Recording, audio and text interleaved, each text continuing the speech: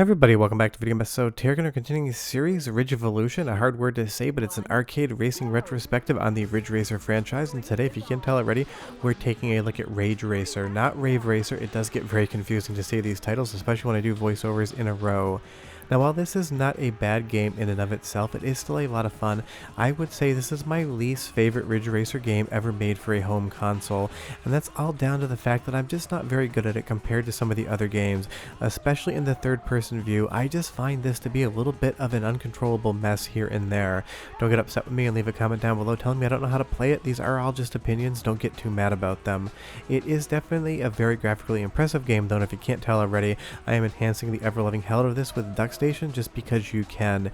Makes it a little bit more modern feeling and a little bit more fun to play, especially via capture. But what Rage Racer truly is it's the bridge between the arcade version of Ridge Racer and all those PlayStation 1 ports we got, and R4 on the PlayStation 1 as well, which means it sits in a very strange place. It's not as arcadey as the arcade originals and the PlayStation 1 ports, and it's not as refined as R4, which is probably why I don't ever love this game as much as all of the other ones. But it is a fun thing to look at as far as the evolution of the franchise is concerned, because you can see the developers getting away from that pure arcade racing game and doing something completely different with the franchise. Now, on the upside, after recycling tracks so many different times in so many different Ridge Racer games, Rage Racer here has a ton of new tracks and they are very good. There's just something about the handling engine in this game that doesn't make me feel like I'm playing it as well as any of the other games in the franchise. It just changes everything up ever so slightly so that I don't feel like I can drift as comfortably, and I find myself bumping into the walls way more often, which is a little bit of a bummer, but honestly, if I spent more time with it, I probably would get a little bit better. But you can tell from the graphics right here, they are definitely way more understated and way more lifelike. What I actually do appreciate about this game, even though, again, recycling in a Ridge Racer game, is that there's branching paths depending on what course you take. You're always going to be coming up this hill right here, but once you get into the bridge, you're going to see there's 3 different turns. Depending on what track you're on, you're either going to go straight, left, or right, so it does branch that out, and it is kind of fun, but the graphical effect of going through so many different environments just with a bridge, it is kind of funny as well depending on where you end up. It's a very strange geographical layout for a city, and it's got a massive ton of verticality, more so than any other course in Ridge Racer up until this point in time. Racing up this hill is fun in first-person view, but the other thing I would say about this game is the sensation of speed feels diminished. I know it says we're doing 93 miles an hour right there, but it doesn't feel like a true 93. Compared to all of the arcade releases, something about Rage Racer has always felt ever so slightly slow to me. Obviously, it's not running at an arcade frame rate, it is slower than that, but even then, I really don't feel like I'm driving any more than like 40 miles an hour, even though apparently I'm getting close to 100 miles an hour. It does diminish my enjoyment of the game ever so slightly. But on the upside, it does get us closer to R4, which I still consider the best console Ridge Racer game of all time, so you can't fault the developers for trying. And if you go back to historical reviews, this game was well received, but it definitely was not as well reviewed as a lot of the other Ridge Racer games that came before it. But then you're going to get to R4 and those reviews are absolutely going to explode, rightfully so. Once we get into this little tunnel here and those graphics start flying by, that sensation of speed does come back up. I just wish that it did it more throughout the game. But tell me down below your opinion of Rage Racer. I feel like I'm going to get ones all across the board here. Some people are going to say it's their favorite Ridge Racer game of all time. Some people are going to disagree with me, but I always love hearing your opinion on stuff because I am not a monolith and my opinion is not always the correct one. Maybe I'm wrong, maybe this game is better than I think it is. I would say this is a B- tier game where something like R4 gets to that A+ effort 10 out of 10 times it tries. But as we go through this a little bit more, you can't fault the soundtrack in this one. It is absolutely spectacular. So go ahead and listen for like 45 seconds. I'll be back with more of the history of Rage Racer. But enjoy.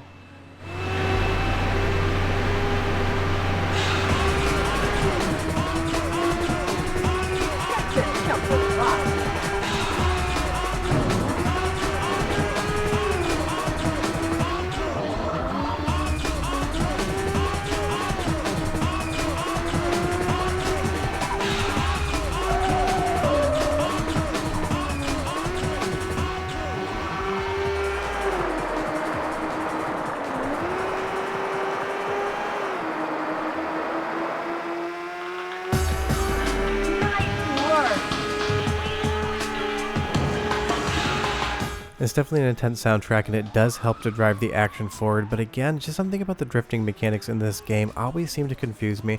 I can never really get a smooth drift around the corner, whether I use digital or analog or any other variation under the sun. But the real interesting thing about Ridge Racer is how it really does straddle the line between what the franchise was and what it would become. There's only 4 courses in this game, and it definitely feels closer to the arcade style of Ridge Racer, where when you get to R4, the game explodes with tracks and feels completely different. This kind of feels like the title the people that were working on Ridge Racer a little bit too much would make. They were trying to change some things up while still adhering to the original formula, and when you try to satisfy every single audience the best you can, what you always end up doing is seemingly just mildly satisfying both portions of them. As far as PlayStation 1 racing games are concerned, I would still put this in the B tier. There's other games that I would rather play, including Ridge Racer Revolution, which I still prefer over this one. But that's the fun part about following a franchise through. You're going to see here, we do have those different courses, Mythical Coast, and you can move around and buy different vehicles as well. This was something that was relatively new to the series. You collect credits depending on where you place in the races, and you do have a save file, and you can get new cars, and you can also change the course around as well.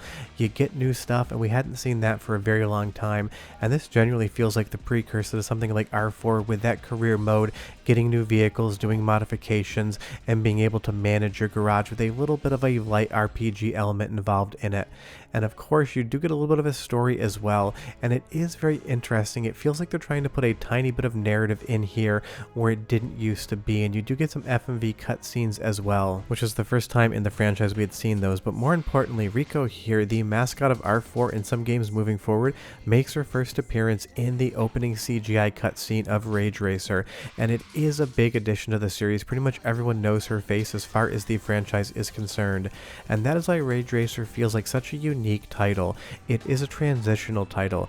It really doesn't feel too much like the arcade originals, and it doesn't really feel that much like R4 either. It's like movies. If you think about a trilogy, the middle movie always seems to move a little bit slower and set things up later on. The first movie kicks things off, the third movie wraps things up, and the middle movie always ends up being reviewed worse than pretty much every other movie in the trilogy.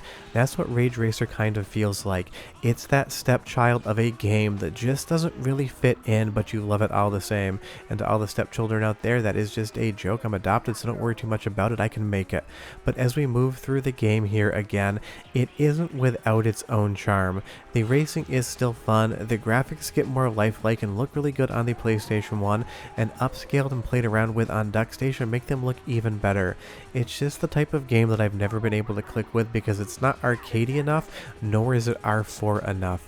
But that's not that big of a deal. Not every single game in a franchise is going to be the best, and not every single game I play is going to be my favorite. I understand some of this is some of your favorite out there, so do tell me down below if you love this game. Explain to me why, because I really would be curious. I'm not going to try to debate you on your love. I will agree with you.